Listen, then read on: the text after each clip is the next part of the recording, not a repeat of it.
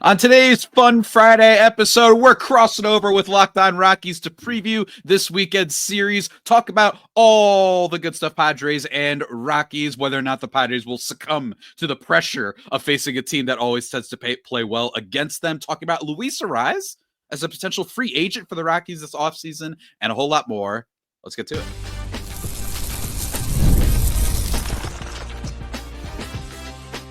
You are Locked On Padres, your daily San Diego Padres podcast. Part of the Locked On Podcast Network, your team every day. Greetings, ladies and gentlemen, and welcome to another edition of Locked On Padres podcast and Locked On Rockies podcasts, part of the Locked On Podcast Network, your team every day for Friday, September 5th. As always, I'm one of your hosts with sometimes the most, Javier Reyes, and I've been covering the team for almost 6 years now, not just for this podcast, but various other outlets, including justbaseball.com, chief among them. Today's episode, guys, is brought to you by 5 Hour Energy. Enter for a chance to win a dream golf trip for two to any golf tournament in the US of A, with the exception of the Masters tournament. Visit 5hewin.com for full rules and entry. No purchase necessary, again, except for the Masters tournament. Any golf tournament in the USA ends October 31st, 2025. And I'm being joined by, on today's episode, my main man of Locked On Rockies, your main man, depending on what feed you're listening to. It's Paul Holden of Locked On Rockies. My man, how are you? How you doing today? We're all right. Baseball wise, we're all right. Now, well, we're here, and it's not going to get any easier. I of course, I made the mistake, Javi. I sat there and I went in and said, "Oh, the Giants, they're out of it." And now the Giants have won 10 of 11, and they just swept the Rockies, and there was a benches clearing brawl, and the Rockies have 100 losses and all this stuff. And so, it's I don't know, because I get asked the interesting question, am I rooting for the historically bad season? Like, people are like, oh, you want that, right? You want that. And I'm like, no. Why? Like, I'm sorry, I have no interest in the team that I root for and talk about daily on a podcast being the worst baseball team of all time. I mean, it's like, why would I want that? It's a good question. Me personally, I remember in 2023, I was actively rooting for the Padres to lose another extra innings game. I don't know if you remember this. They were horrific in 2023 and basically any time when it mattered, whether it be one-score games and especially extra innings. And if they had lost one later on in the year, there was the potential that not only would they break the record if they lost this game in extra innings, but it also would have kicked them out of the playoffs. So like a 2-for-1, I've said it on this podcast, I thought it would have been genuinely really funny. Didn't end up happening. They decided to win for once, but I get it, man, to each their own, because you do cover them every day. My team, not as ridiculous, which we're going to talk about, obviously, as we preview this series for sure. But man, everybody just send a hug, a virtual hug. Send them a little emoji, just anything. Every Padres listener, go on his channel. Everyone listening to the show, and just send a heart, a purple heart. I don't care which one it is. You know what I mean? Whatever it is, because it's tough out here. And for it to happen the year after we already had a team break the record for worst, right, with the Chicago White Sox, you'd think that we wouldn't have the second straight year of that. But the Rockies, this is a team that, every single thing that could have gone wrong seems to be going wrong. Chase Doolander, granted, he's a rookie, it's whatever, but he doesn't come up to inspire people. And then you're thinking, oh, you know what? At least we could be just go quietly tonight. Nope. We're going to have Kyle Freeland get upset at Rafael Devers over a home run. And then we're going to have a brawl, which a bench is like a genuine brawl, by the way. I think that they love putting it all caps, benches clearing. And half the time they just go up and that was a real one, though. That was a real one. That was a real one. And I said this on the show, and I don't want to dive too much into this thing. It's like, because this actually would be a good lead into our pitching matchups here. It's just like, I love Kyle Freeland's energy. I love Kyle Freeland's passion. But I'm sorry, man, when you give up the home run, when you're a Rockies starter and you have underperformed and have the Rockies, they have 3 starters with over a 5 ERA. The Rockies have starters that have given up 20, 25. When play better, strike him out, get him out. Like, I'm sorry, was that looked at as like, wow, was it a pimped home run? Sure. but at the same time, do your job, Mhm. execute. And in the modern game, man, like if you're going to be offended by that type of stuff, you're not going to last long. It's weird to say about Kyle Freeland, but it's like, I'm sorry, man. Like it shouldn't, it is disrespectful, but in the realm of what happened, I'm not opposed to it. And so, you wanted to highlight the pitching matchups. The Padres are favored by a mile in every pitching matchup in this series. Mhm. I mean, I believe actually Tanner Gordon, I think, is going to see the bump in this series, I think. And he's actually been really good for the Rockies of late. The Rockies have won, I believe, the last 5 games. He's won 4 or was on the verge of winning 4 starts in a row, like officially like getting a win to be the first Rockies rookie to do that since Kyle Freeland and German Marquez were rookies back in the day. So he's a bright spot here when it comes to the pitching staff. But, Antonio Senzatella is now in the bullpen for the Rockies, and he's making some big money. Kyle Freeland has struggled. I know we're not going to see Kyle in this series. German Marquez has not looked anywhere close to himself after returning from injury. So the Rockies have had to turn to young guys and turn to a bullpen with exciting arms, but have overused this bullpen. It is evident that the Rockies are feeling how much they've used their bullpen this year. And the numbers are just ugly across the board for the pitching staff. And man, here's the thing. All that usually I'd be like music to my ears. This is great. This is great. We're catching them at an even worse time. You know what? Yeah, they struggle against them. We've talked about this many times as we've done crossovers, the Rockies' ability to just spoil the Padres. And yet I'm still terrified, man. You said you got swept. Well, so did we. One of those things is going to break this weekend, and I don't know which one it's going to be, because similar to what you just mentioned about taxing the bullpen, that's the Padres' issue right now. Since August 24th, if you exclude Nick Pivetta, the longest a starting pitcher has gone for the Padres is 4 1/3 innings from Dylan Cease. That is the longest. Nestor Cortez only went 2 2/3 the other day. Thank God we had a day off on Thursday. Otherwise, this series this weekend, it could be a little bit different. I'm just saying, also, you might have caught the Padres at a really bad time, because this is a team that is all of a sudden, I don't think we're at the point where we're scared of missing the playoffs, but we're definitely at the point where if you lose this series, you've got another one against Cincy coming up to start next week. Things get a little interesting, my friend. Very, very interesting. But we're going to talk about specifics when it comes to the pitching matchups. But first, I got to talk to you guys about a very special sponsor for today's episode, and that is our friends over at the ZipPicks. That's right, ladies and gentlemen, new sponsor. Do you need a power boost to get through the day without reaching for another cup of coffee or an energy drink? I don't know why I said it like that. That's where I come up with new sounds whenever I'm reading ad reads. I swear. That's where ZipPicks caffeine toothpicks come in. Instead of the crash you get from sugary drinks, ZipPicks gives you a clean, convenient burst of caffeine anytime, anywhere. And if you're looking for that nicotine satisfaction, they've got ZipPicks nicotine toothpicks as well. Really great. Really, really great. Me personally, I'm not a coffee guy. I'm not a nicotine guy. But guess what? These things are great. I've heard from many, many people that they are going to get the job done. So why don't you try them? Go to zippickstoothpicks.com and use promo code LOCKEDON for 10% off your first order. That's zippickstoothpicks.com and spelled Zippix, ZIPPIX, toothpicks.com. Promo code LOCKEDON. ZipPicks Toothpicks, energy and focus anytime you need it. Go on and check it out.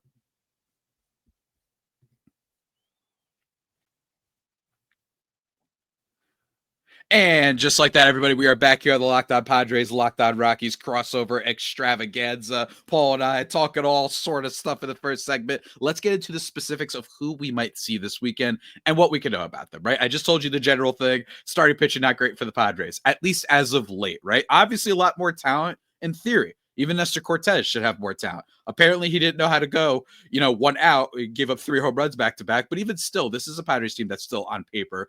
Obviously, breaking news, everybody, better than the Colorado Rockies, right? But in terms of what we've got right now, we don't have fully established pitching matchups for every game in the series. Fridays, though, it is looking like, at least I'm looking on Yahoo right now, and they say Nick Pivetta and Kyle Freeland. But then on the Padres site, they don't have anybody.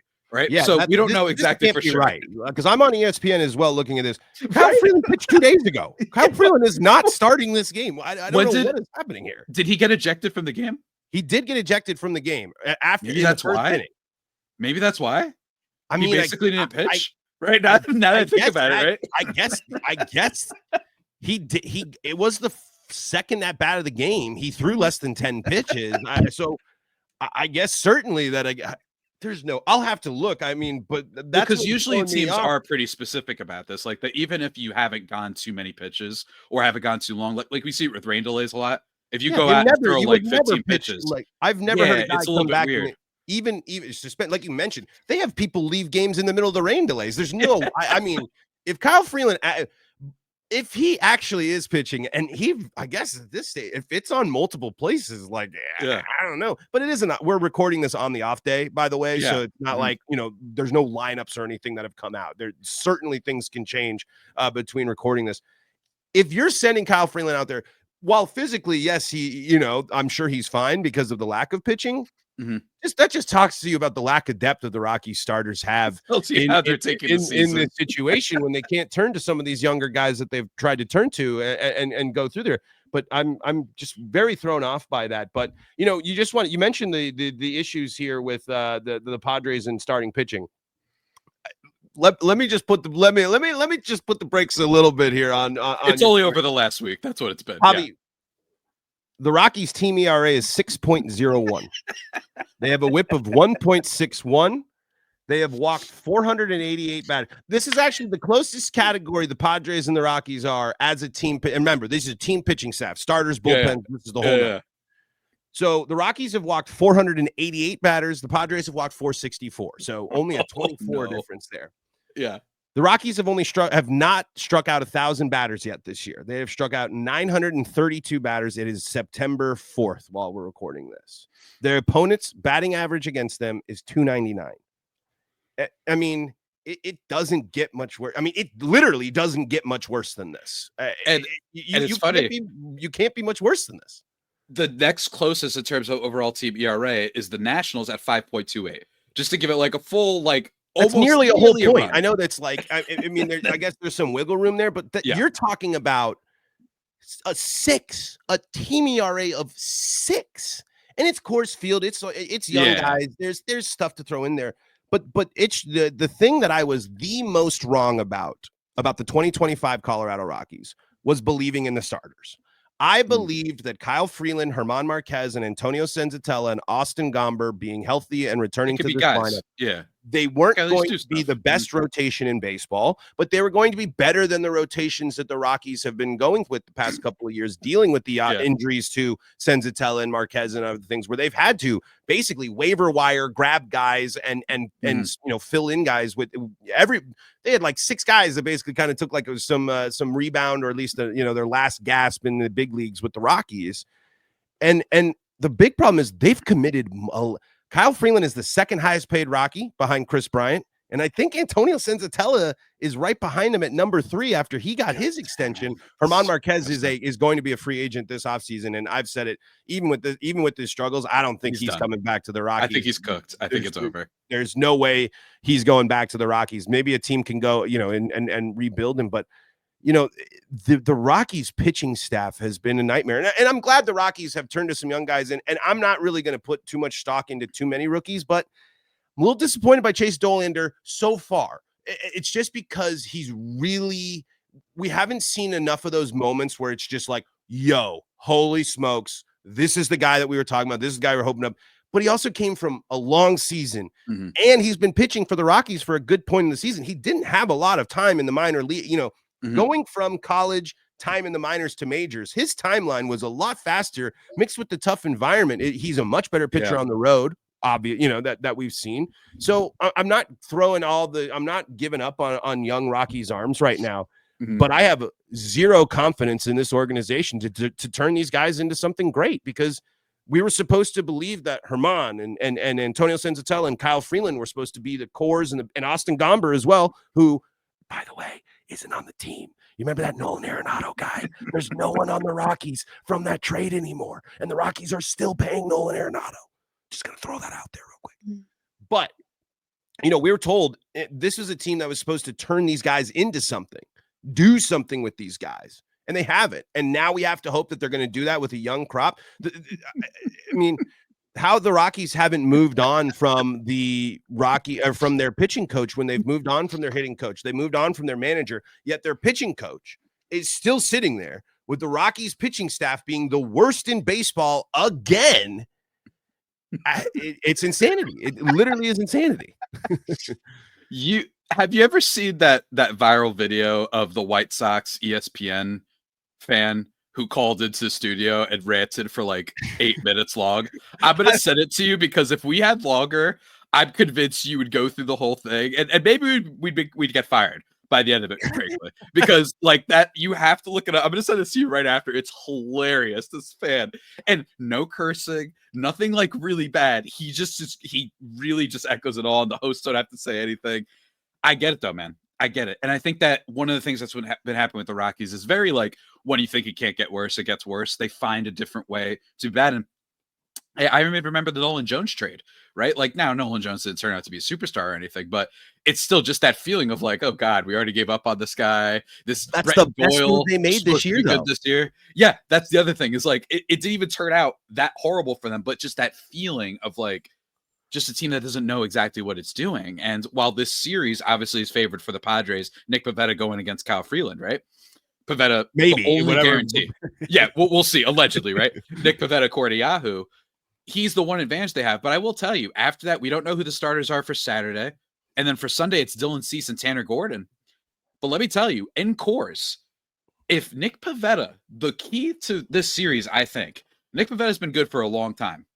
If you're going to have a rough patch the same time as the whole Padres pitching staff has been collapsing, at Coors Field, worse has happened, right? Nick Pivetta has a sub-3 ERA this year. He's been one of the best pickups of the entire offseason for any team.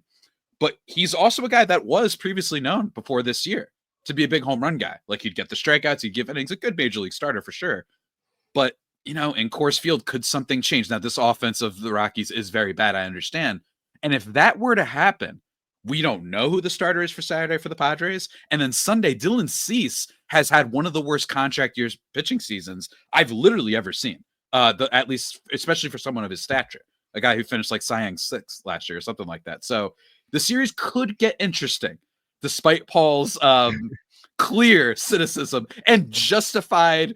I don't even know if it's nihilism at this point. My guy is just like, I can't do this team. And he's you like, tell me what it is for Broncos, you know, 7 straight losing seasons, 3 straight 100 loss seasons. I mean, you tell me how you'd be feeling there. But I will say here to give the team credit, and it's kind of lost its luster over the last about 12 games, as the Rockies have really struggled. I think they're now 2-11, something like that, over this most recent 2-week stretch. The Rockies, to start this year, the second half of the year off, were a much better team and a much better team at home. So Coors Field has become a factor again. At least the Rockies come back in games late. Their offense has struggled, but it has also shown a lot of signs of life. Hunter Goodman is one of the better stories in baseball, a really successful catcher that's flying under the radar for the team he plays for. Made an all-star team, of course, and which is great, but Jordan Beck's been a nice addition. The Rockies are now tied with the Nationals to being the youngest team in baseball. They have gone full youth movement, and some of these guys are swinging some decent bats. Ezekiel Tovar, he's dealt with health issues this year, but now being healthy, making impacts there. So this is a team that when you're looking at in the second half of the season for the Rockies, they've won their most series here. They won back-to-back series to start the second half against Minnesota and St. Louis at home. They beat Pittsburgh at home in an absolute crazy thing, and that included a skiing start in that one as well. Toronto throttled them though. But the Rockies even took down the Diamondbacks in 3 out of 4. Split a series with the Dodgers at home. Yeah, and now they've really fallen off. This is just unfortunate. The Rockies follow up their great stretches of the year, and great, is let's comparative term here. And then they just go on these this horrendous stretch where the Rockies now since since August 21st, they've won 2 games. It's just like when that happens, you just go in these huge holes where it completely washes away the fact that you won 4 or 5 series at home in the second half of the season. I gotta send you that clip. It's the first thing I'm doing when we finish recording. But folks, we're not done. We're going to talk a little bit about an optimistic side of things, and specifically Luis Arráez, which in my opinion would be beneficial for the Padres to move on and might be a fun free agent for the Rockies this offseason. But first, let me just tell you about our friends over at 5 Hour Energy, because it's time to fuel up and turn it up with 5-hour energy transfusion. That's right, everybody. This grape ginger lime flavored shot brings the iconic taste of a golf course favorite to a non-alcoholic boost, perfect for sinking birdies or making great memories with friends. It's a hole-in-one for your energy game. And whether you're out on the course or just need a little extra push to power through the day, 5-hour energy transfusion delivers the clubhouse flavors you love without ever leaving the green. It's great, guys. In golf, frankly, everything in life is all about good times with good people. And you need good flavors to go along with it. And the grape ginger lime flavor of 5-hour energy transfusion gives you the best parts of your clubhouse go-to without leaving the course or chasing down, like a cartoon character, the beverage cart. Now you can amp up the fun even more. Just buy, snap, and enter for a chance to win a dream golf trip for 2 to any golf tournament, with the exception of the Masters and the US of A. Tee up that trip and visit 5HE.com for full rules and entry. No purchase necessary. Excludes the Masters tournament again and ends October 31st, 2025. Go and check that thing out.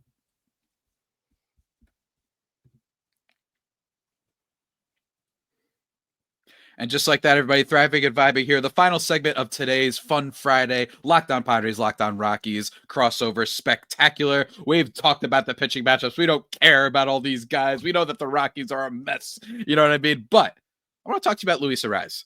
First of all, when I bring up the fact that Luis Arraez is a free agent, does he interest you, Paul? Just quick, with your quick, immediate summary. Would you be interested in a Luis Arraez? I'm interested in the Rocky. Like, I mean, do I like the fact of a guy that can hit the ball and get on base and would be an interesting thing there? Sure. But I feel like he would kind of fill the role that like Orlando Arcia is kind of playing, like a veteran guy like that you bring on Thairo Estrada before he got hurt to, you know, how does that move help you like get to the next step? If you're going to be as bad as the Rockies are, and probably will be next year, and honestly going forward, I'd rather keep seeing guys. You have to bring people in, and Arraez certainly would be a name that would get interest. And who knows? I mean, would be, you know, we know that it isn't launching the ball out of the yard, but being able to hit the ball in the gap at Coors Field, like that is something, you know, he could maybe hit a bunch of doubles, which could be a great little boost to kind of help those you know, power numbers, so to speak, for him.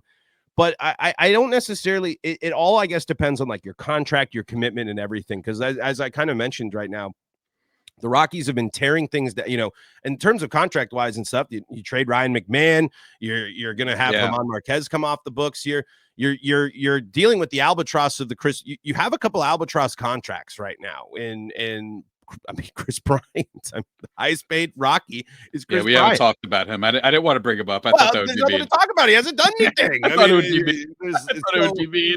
Yeah, but that's what I mean. So it's like, okay, if Luis Arraez comes and plays for a year and it's a simple deal and he sees some success and it's cool and the people like him in the locker room and hits a couple of walk-off guy things in the gap or something like that, great. Sure, he will bring a more veteran presence and a guy that doesn't, you know, might not strike. The Rockies have a horrendous strikeout problem. They can't stop striking it. They strike out a ton. So, you know, a guy that can consistently get on base that way, sure. But if I'm the Rockies, you have, since they haven't fully committed to this rebuild stuff, like I just don't know I think if your Rockies are going to do stuff in free agency, I think you have to be like when the Padres were, when the Rockies need to be.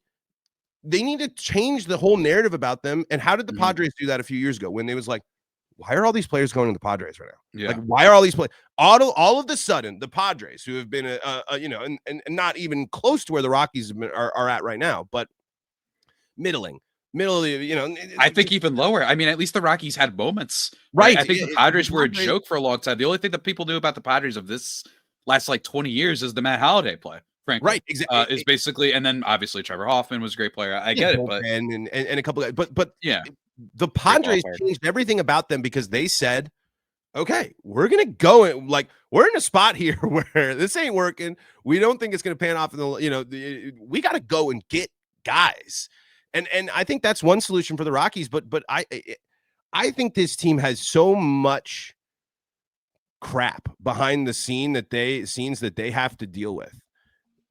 Troubles, what, you know, ownership that's getting involved. They're moving on from some people, but he's promoting his son, and it's just like they have so much stuff behind the scenes. They need to invest in analytics. They need to invest, all while they're saying though, we can't spend money because we're not able to do these things. The Rockies are easily one of the teams most impacted by the regional sports networks going down. You know what I mean? When they lost their deal there, it was huge for them.